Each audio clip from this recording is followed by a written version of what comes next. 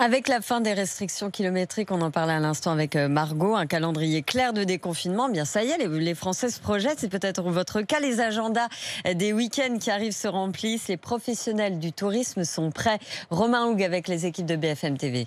Sur le port de Pornic, Gaëtan Éveillard a les yeux rieurs. Oui, après les mois qu'on vient de vivre, effectivement, tout le monde retrouve le sourire. Et pour cause, il est le directeur de l'Office du tourisme de la ville. Cette première étape du déconfinement est une très bonne nouvelle pour le secteur. On prépare d'ores et déjà le week-end prochain, le 8 mai, où là, le week-end de l'Ascension suivant, on sait qu'il y a d'ores et déjà beaucoup de réservations qui sont arrivées. Une tendance au tourisme hexagonal qui se confirme également pour cet été, selon Richard Venopoulos, PDG de l'agence de voyage Tourcom. Alors comme d'habitude, la destination France est toujours très demandée. La Côte d'Azur, le Var, la Corse. Et puis en fonction du climat, il y aura certainement la Bretagne et la Normandie ou le bassin Aquitaine. Mais après un an sans voyager à l'étranger, les Français ont envie de voir du pays et si possible hors de leurs frontières. Je pense que les Français ont très envie de partir. Et c'est pas que pour la France, même pour les pays européens, ils ont envie de partir ailleurs que dans leur pays. Ils veulent sortir, s'évader. Donc les Français, la France, c'est bien. Pour un petit week-end, pour quelques jours de congé. Mais là, cet été, je pense que le grand choix, ça va être l'international, ça va être l'Europe. En France, ou pas, plus que jamais, cette année, les vacances d'été devraient être l'occasion d'oublier un peu